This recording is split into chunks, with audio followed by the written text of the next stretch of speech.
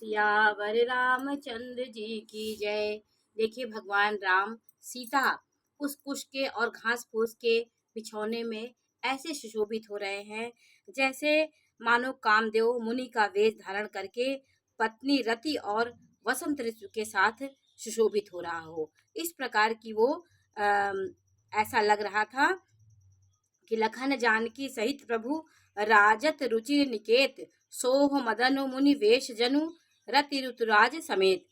तो इस प्रकार लग रहा था कि कामदेव स्वयं शरीर धारण करके मुनि का वेश धारण किए हैं और पत्नी रति के साथ और वसंत ऋतु के साथ शोभित हो रहे हैं। ऐसा वहां पे वातावरण हो गया था। अब चित्रकूट की महिमा देखिए, जब से श्री रामचंद्र जी चित्रकूट में आए तो सारी देवी देवता उस मनुष्य के रूप में, जीव जंतुओं के रूप में और कोल भील के रूप में वहां निवास करने आ गए, क्योंकि जहां जहां पर ब्रह्म परमेश्वर रहेंगे वही जीव और वो सिद्ध जो आत्मा होती है, जो देवी देवता होते हैं, वो वहां पे निवास करने लगते हैं। अच्छी आत्मा के साथ दिव्य शक्तियां निवास करती हैं।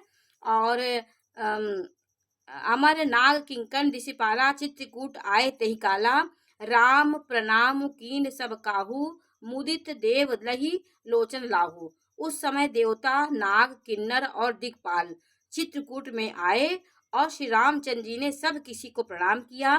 देवता नेत्रों का लाभ पाकर आनंदित हुए, क्योंकि परम परमेश्वर हर जीव को रहस्य को समझते हैं। तो भगवान ने उनको सब लोग को सिर झुका के प्रणाम किया और फूलों की वर्षा करके देव समाज ने कहा, हे नाथ, आज आपका दर्शन पाकर हम सनात हो गए।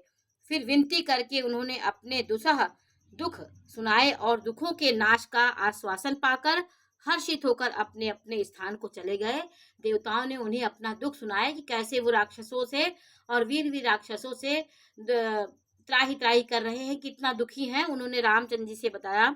श्री रामचंद्र जी चित्रकूट में आ बसे हैं। यह समाचार सुनकर बहुत से मुनि आए। रघुकुल के चंद्रमा श्री रामचंद्र जी ने मुदित हुई मुनि मंडली को आते देखकर दंडवत प्रणाम किया, क्योंकि ऋषि मुनि साधना करते, तपस्या करते हैं, तो ईश्वर भी उनको सत सत नमन करते हैं, क्योंकि वो धरती का संरक्षण करते हैं और समाज को नया मार्ग देते हैं। मुनिगण श्री रामचंद्र जी को हृदय से लगा लेते हैं और सफल होने के लिए आशीर्वाद देते हैं। वे सीता जी, लक्ष्मण जी और श्री रामचंद्र जी की छवि देखते हैं और अपने सारे साधनों को सफल हुआ समझते हैं। यथा योग सम्मान प्रभु विदा किए मुनिवृंद। प्रभु रामचंद्र जी ने यथा योग सम्मान करके मुनि मंडली को विदा किया। श्री रामचंद्र जी के आ जाने से वे सब अपने अपने